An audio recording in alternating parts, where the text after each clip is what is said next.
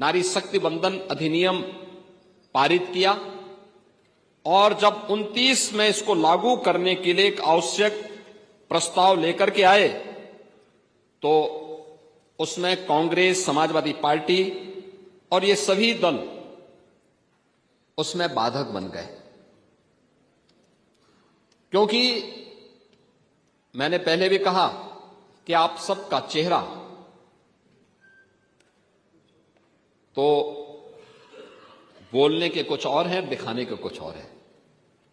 आप लोग यही सब करते रहे हैं, अनावश्यक मुद्दे से उसको नैरेटिव को बदलने का प्रयास करते हैं, लेकिन प्रदेश ही नहीं देश आपकी इस हरकत को जानता है, एक एक कारनामों को जानता है।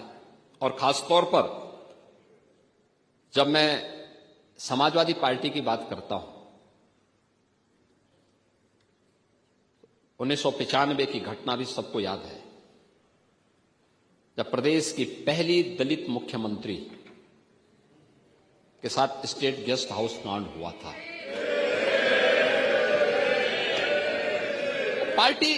पार्टी कोई भी हो सकती है, लेकिन आपका आचरण क्या था? यह स्थिति थी, यह है समाजवादी पार्टी का आचरण।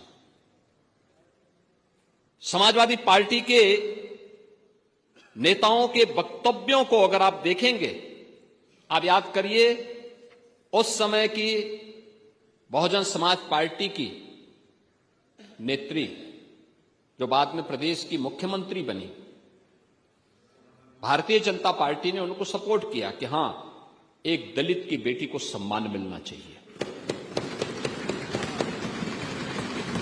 और वह आगे बढ़े।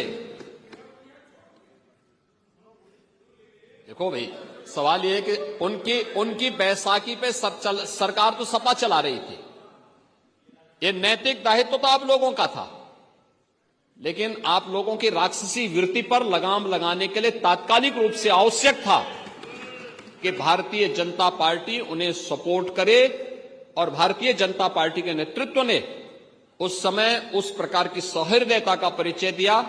स्वर्गीय ब्रह्मदत्त द्विवेदी जी अपनी जान पर खेल करके समाजवादी पार्टी के गुंडों से भिड़े थे स्टेट गेस्ट हाउस में, तब जाकर के सुश्री मायावती जी सुरक्षित हो पाई थी। यह स्थिति थी आपकी। आप लोग किस नारी गरिमा की बात करते हैं? कौन सी नारी गरिमा की आप बात करते हैं? और एक लंबी फेरस्त है इसके बारे में। तो आपके समय में 2014 में ज्यादा दिन नहीं हुए, तब भी स्पीकर आप ही थे। बदायूं में जो घटना घटित हुई थी, अंतर्राष्ट्रीय स्तर पर मामला गूंजा था। आपके नेताओं के बयान क्या आए थे? किस प्रकार के गैर जिम्मेदाराना बयान आते थे? नारी सुरक्षा के साथ कोई समझौता नहीं हो सकता। नारी आधी आबादी को मिलने वाले सम्मान को प्रोत्साहित किए जाने की बजाय आप लोग हतोत्साहित करते हैं, उसमें बाधक बनते हैं।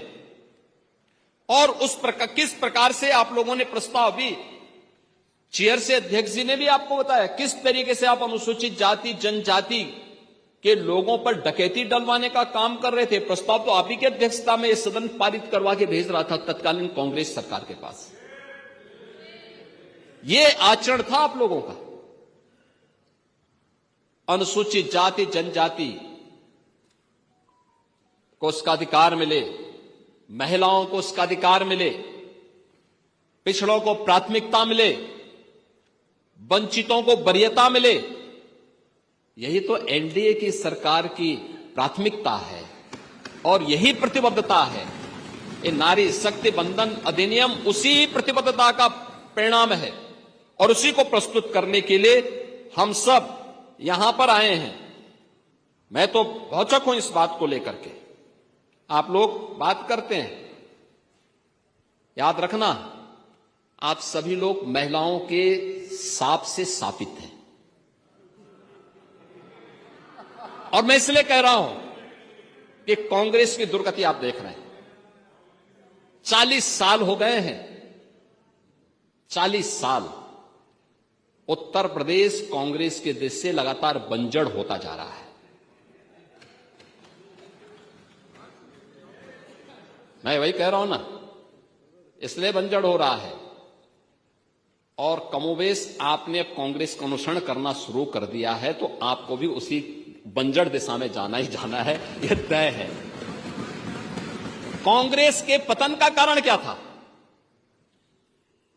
एक मुस्लिम महिला के साथ वही अत्याचार पर मौलवियों के सामने घुटना टेक करके नाक रगड़ने की प्रवृत्ति।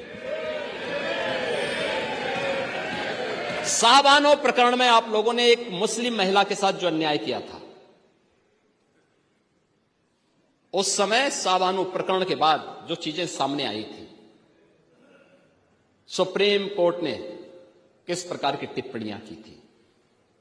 अगर कांग्रेस ये पाप नहीं करता, मौलवियों के दबाव में नहीं आता, भारत के कानून का सम्मान करके शाहबानो को भी न्याय दिया होता,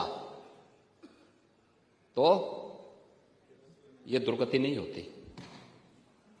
महिला विरोधी आपका आचरण 3 तलाक के मुद्दे पर भी देखने को मिला था।